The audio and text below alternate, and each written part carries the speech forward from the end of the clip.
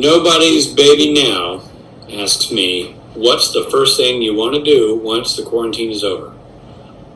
Besides visiting family and friends. Well, that's interesting. I don't know, everybody's got their own experience with this quarantine. And if you know somebody who's sick, if you've lost somebody, if you are sick yourself, I'm so sorry. And that is horrific. And hopefully this country, this world are finding a path through the mire here to get us out to the other side. So economically it's difficult if you have a business that's slowed down, if your job is on hold, if you lost your job, you've been furloughed, whatever. There's a lot of reasons why this is a very scary and sometimes for certain people horrific experience. The flip side is I'm getting to spend a lot of time with my family, for me personally, and that's great because I've been on the road a lot.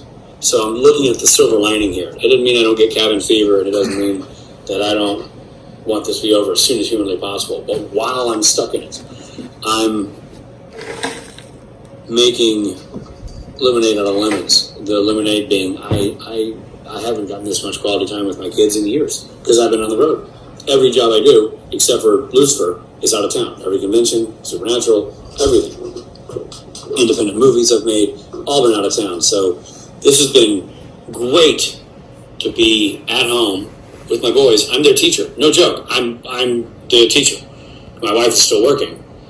And so she goes into the garage to make phone calls and do her emails and stay connected in her world. And my full-time job is getting the curriculum for the boys and overseeing its execution. Now, for the older boys, they're a little more involved with their teachers on screen, but my youngest is a second grader, and it's me and him. He checks in with his teacher 3 times a day, but it's Frank and Dad doing second grade stuff all day, and honestly, it's awesome.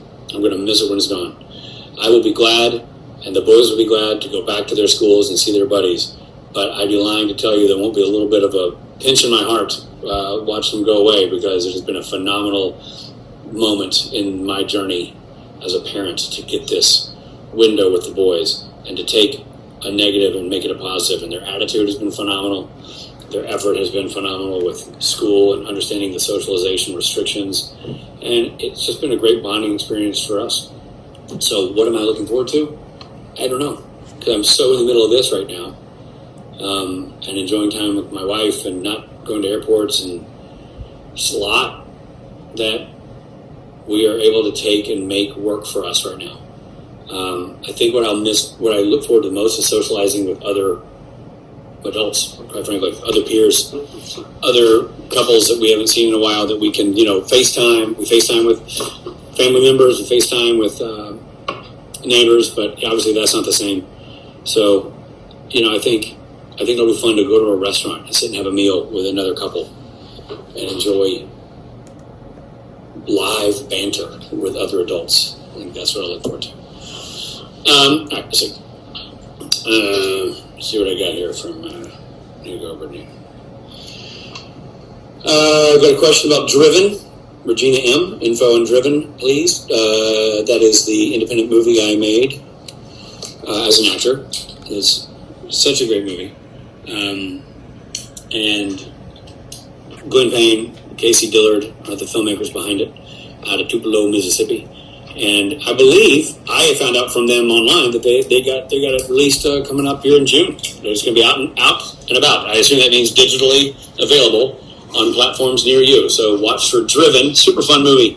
Super fun. And follow me on Instagram and Twitter, and I will retweet and repost their messages about that so we can keep you up to speed on what's going on there. One other thing I have on my desk, and I think probably a lot of business people have on their desk, or creative people have on their desk, because I think it became something that everybody needed at one point, and now people lean on it for either emotional support, for bouncing ideas, for whatever. I think it's become a critical element in most places of business and places of creative creative thought. And it's obviously, you know what I'm talking about. Ned Flanders. All right, let's see. Who else we got?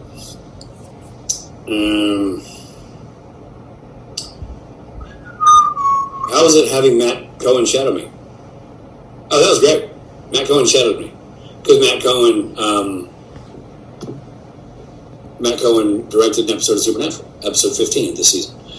Matt Cohen and I are great friends, and so to have the opportunity to work with Matt up in Vancouver, which we've never done. We were never on an episode of Supernatural together. I never directed him. The only time we worked together was Mama Bear, I guess technically, when he directed me. So shadowing, even though shadowing, we're not necessarily working together, but we're both working and we were together. So that was awesome. And you know, he's such an eager and upbeat dude with so many creative wheels spinning, and just a great guy to hang out with. Man, it was great. We had a blast. Great guy to have dinner with after a day of shooting or a day of prepping. And right after we finished that, he started doing a movie for Hallmark. So then he just moved hotels and was still in Vancouver. And so I finished shooting and I'd go see Matt and we'd still have a cocktail. It was great. I got real used to that and spoiled, so that the next time I went up to make Supernatural, the fact that it was Mattless was depressing. I can't wait to see his episode. I haven't seen anything about it. I haven't seen any shots or anything, but I'm sure it's phenomenal because he's a talented guy. And I'm thrilled that when it came time for him to do his shadowing, I was the guy he picked because it's a challenge being the guy people are shadowing. It sort of raises your game. You have to raise your game yourself, and then I think it was fun watching Matt process the process. So it's going to be great watching him develop as a director in the years to come. And I was glad I was there when it started. Okay, let's see. Hillywood Squad. What do you miss the most about conventions right now? I miss the camaraderie with the gang. I miss shooting the breeze with Borja, Norton, Moran, and Benedict in the green room before we start the day. I miss hanging with that exact same group at night when we all arrive and we all grab a bite to eat and maybe a pint right before we get the show started. The night before, that's always super fun. And, you know, my favorite part of the conventions tend to be the mornings, every morning when we get up and start the show, because we're just, you know, 5 dudes making crap up, and it's so fun and so freeing and so creative. And they're all such talented guys. They're all such good showmen. Stage presence is Rob, obviously, sort of spearheading the whole thing, but I mean, great improvisers. Norton, Billy, and Mike, funny dudes, man, creative guys. Their ideas are great, and what happens in real time on stage, which is never planned, is great. And we just get out there and not crap around and see where it lands, and it's fun. It is fun. Every now and then somebody will ask me about a specific moment. They're like, oh, remember when that happened? And I can honestly tell them, no, I don't. Because I don't. Because it all happens in real time, and then we leave the stage and we go, whoa, that was nuts. And then we're on to the next thing. So God bless YouTube for these things to exist. And so I can relive some of these moments when they pop across my screen, because they are rare and they're wonderful, and I get to do it with an exceptional group of guys. All right, let's see what's over here.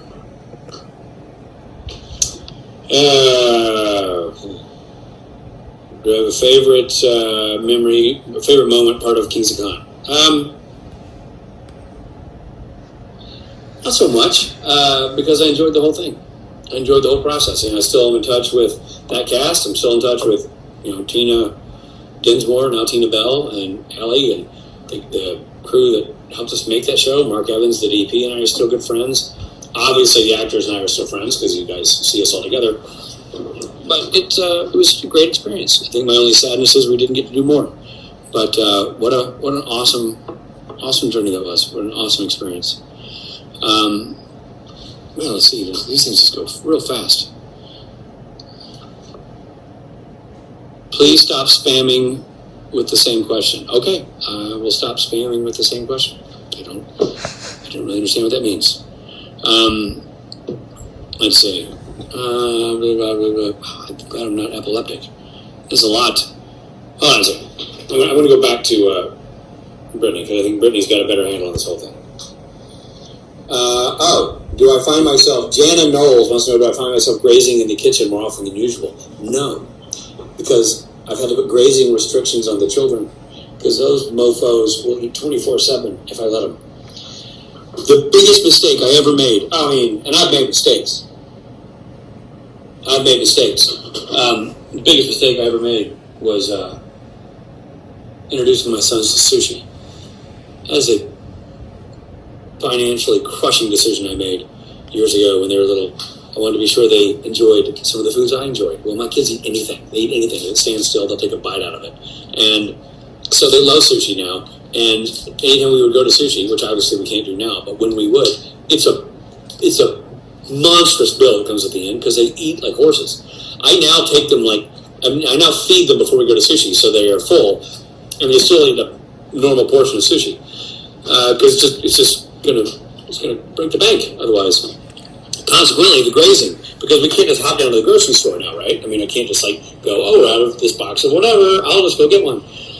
So we have to be more diligent and more regimented with what we do food-wise. So I've had to tamp down the grazing with the boys. It's very specific times, and my wife, who's deserves some kind of award for dealing with us all, puts out healthy snacks every morning on the cutting board, and that's what the boys can snack on. And so you're not in the mood for a radish? Cuffed arms. That's your choice. And they've gotten on board with it, so they only snack with what we put out. And it's funny, if you can't graze, if you can't go for the crap, you realize, I'm not hungry. So I'm not a giant radish fan either, so I minimally snack, and the rest of the time I just kind of deal without. So no, I think the grazing has actually gone down in this COVID time. Hey, something else that might be interesting for you to see. I'll be right back. All right, this is kind of fun.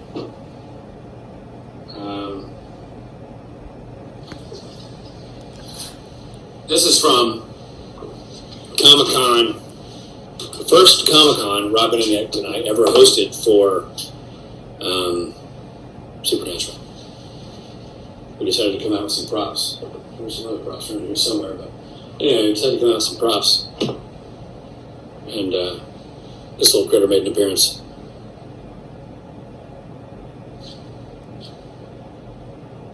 Hello.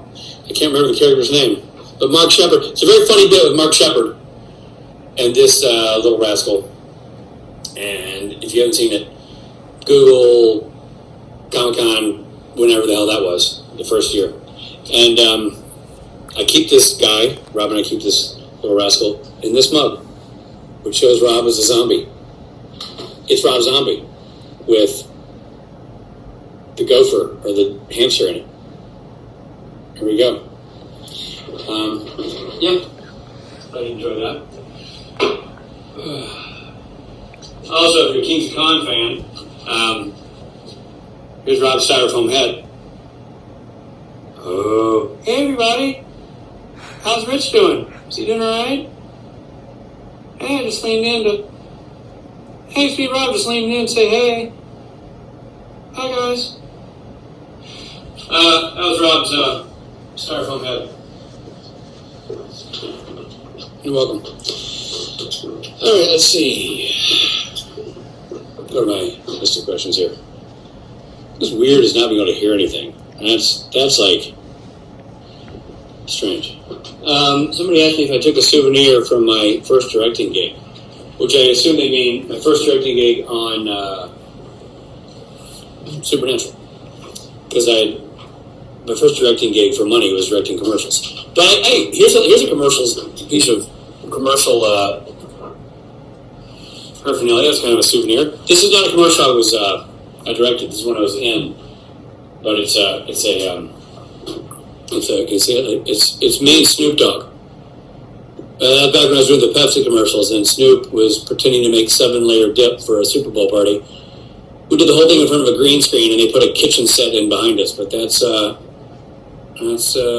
yours truly and Snoop. He's a tall dude.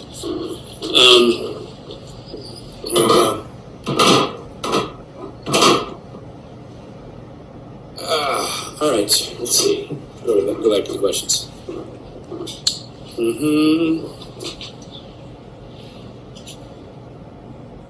It's interesting to do this in a bubble. You don't hear any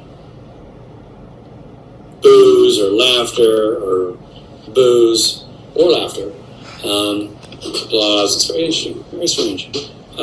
Somebody asked earlier what I look forward to when this COVID experience is finally over. A live audience. I look forward to a live audience. That's what I look forward to.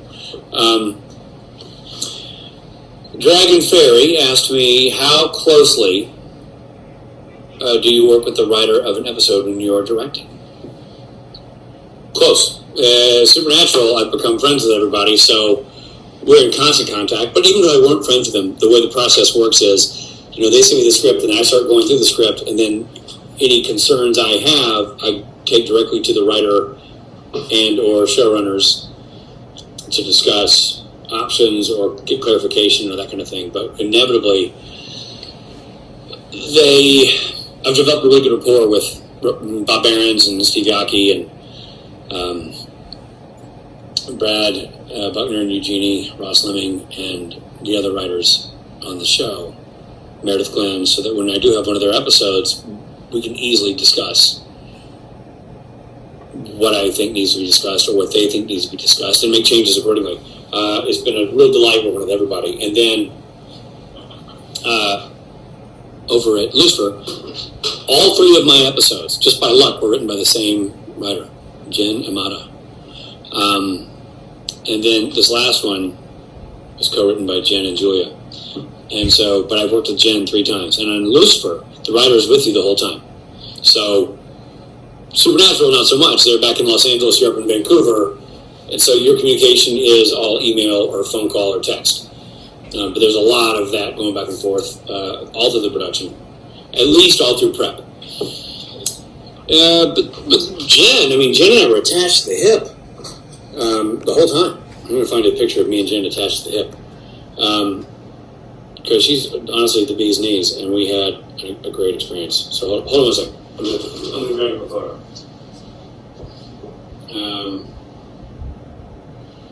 Let's see.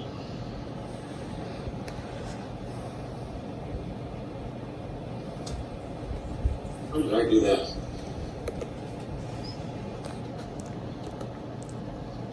All right, I'm going to find a photo of Jen Amata to show how attached to the hip we are. Because we are attached to the hip.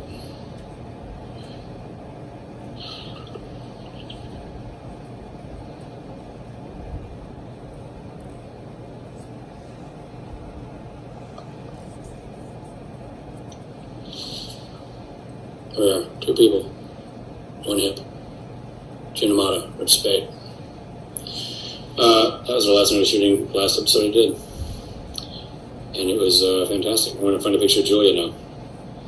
Because Julia and I were also attached to the hip. And here's Julia kissing a painting of Jen Amata. That's how close they are. She carries around with her a painting of Jen, and every now and then just sort of blows it a kiss. Anyway, they're phenomenally talented people. It was a phenomenal experience.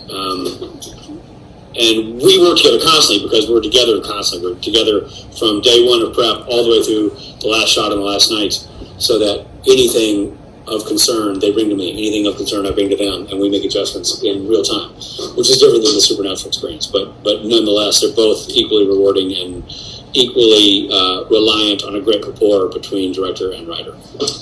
All right, let's see. What we got here?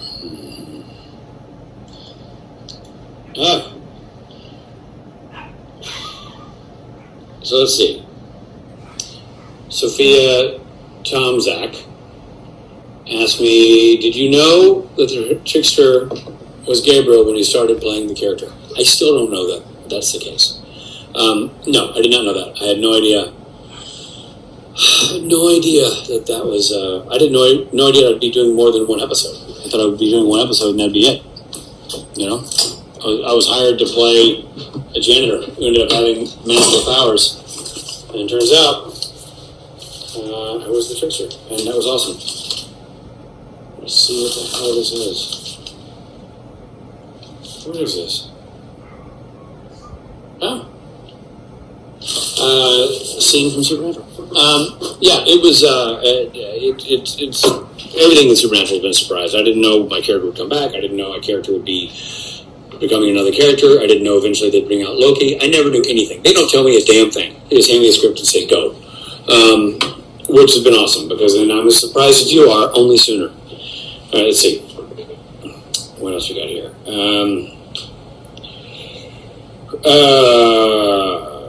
What's your favorite part of the podcast? That's from Emma Shane. My favorite part of the podcast is the sound effects Rob puts in later. I think it's super, super funny because I don't know what they're going to be. Rob puts those things in after the fact so that I make a comment about, or he makes a comment like, oh, we should do sound here. And it's part of the show the way we say it. But it's not until Rob gets the tapes and gets the tracks and starts putting them together, because my trap's separate and his trap is separate. It's not until Rob starts putting all that together that we then get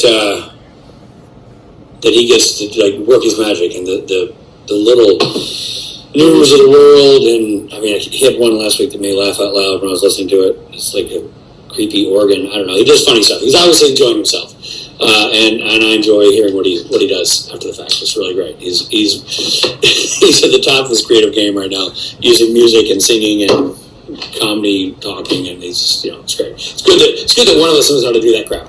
I know how to do the film editing and the shooting. He knows how to do the audio stuff, and he's doing great with it. And it's super fun to listen to what he comes up with because it's always very funny. What kind of mask are you guys wearing? You know what I wore today? I went with. Yeah, I'll show you. I went with El Bandito. This is what I had to go with today. Before you start judging me, because you're like, it's not blocking that much crap. I know. I was walking from the car to this room. I went minimally so I could take it off. But yeah, I'm going with that. I hope you guys are all wearing your masks when you're supposed to. And I know it's a frustrating time, but hopefully we're all doing what we can do to keep everybody safe, ourselves and other people included. All right, let's see.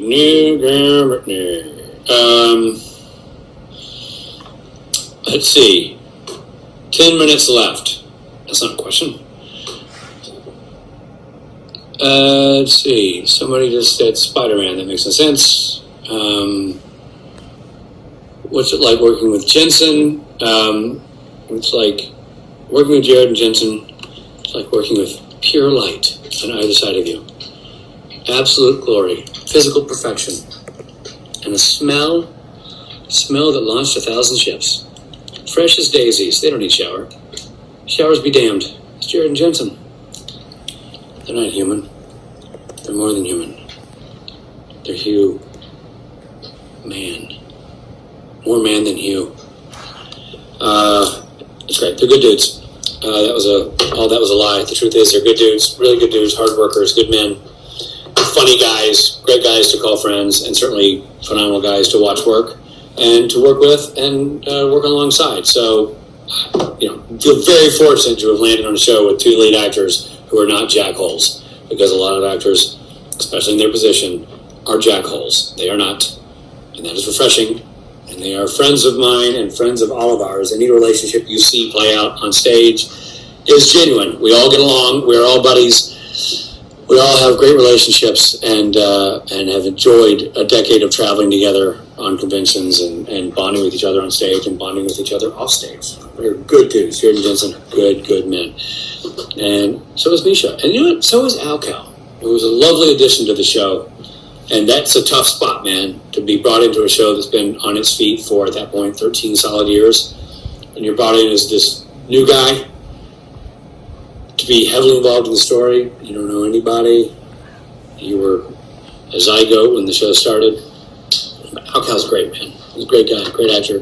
Love working with Al-Cal. Love directing Al-Cal. Love sitting around shooting the breeze with Al-Cal. He's just a good man. I like him a lot.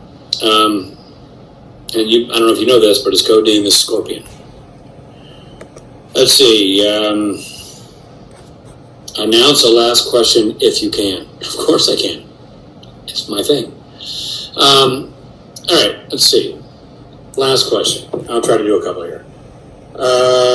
What's your favorite all-time role you've ever played? That's impossible for me to say because I love acting so much that every time I get an opportunity to do it, I love it. I've been blessed to do great roles in big projects and great roles in small projects. And I've had small roles that I loved, and I've had big roles that I loved. I get to do for a living the job that I dreamt of doing as a kid. So I have no complaints. I love everything I get to do. If Gabriel were to come back for the current fight, would he be fighting for Chuck or humanity? I don't know. I don't care. But I'll tell you this much. If Gabriel did come back, the one thing I would tell him is, for the love of God, don't fight one of your brothers. You die every time. Every time. Lucifer, hey, I got you, buddy. No, you don't. Michael, you got served. Did I? Oh, no. So Gabriel needs to either hone his fighting skills elsewhere. When it comes to his brothers, he's not a bad fighter for the other fights. He's pretty good with the Nordic gods, good with the swords, and, pretty handy. But with his own brothers, he really shits the bed. Maybe that's a lesson to all of us. Don't fight with family. Let's not, during this valuable time, during this fragile time, let's not fight with family, because you'll only end up with an angel blade or archangel blade buried in your torso. Let's see. What else we got here? I guess that's, symbolic for the rest of us. Let's see, last question. Brittany, you're not giving me a last question. I love France. Yes, I do love France. What's with the beard? It's hair that grows from the face on a lot of men. And in my case, it's doing just that. And it's call it a COVID beard if you want, but it's a beard. It's something I'm doing. A show of support / rebellion. Besides the fact that I usually have a beard anyway, so it doesn't really look any different than the usual me. Blah, blah, blah. All right. Ooh, take a souvenir to that. We're the right at that. For the podcast today. Let's see. I know you've given me a lot, Brittany. Don't take that tone with me. Brittany. It's moving so fast here. You love me. Well, thank you. Do I have a dog? I have a dog. Dog named Luna. Cat named Turtle.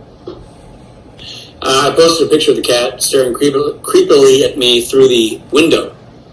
Go back to the Instagram. Check out that picture of Turtle. Turtle looks like he's planning my demise. He's staring at me through the window. Very creepy. But greatest cat of all time. Greatest dog of all time. Luna and Turtle.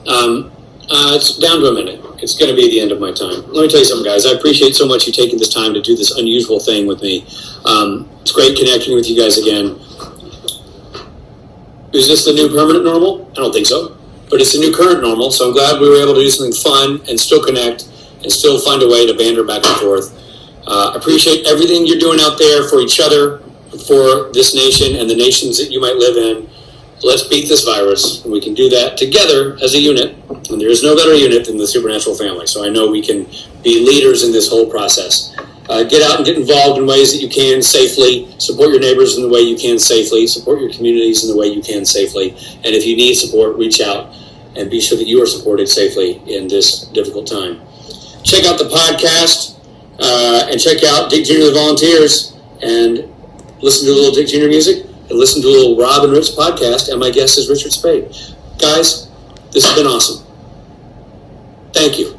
Thank you for being a part of this, and thank you for being a part of the supernatural universe that has been so important to me for so many years and continues to be even more important in these trying times.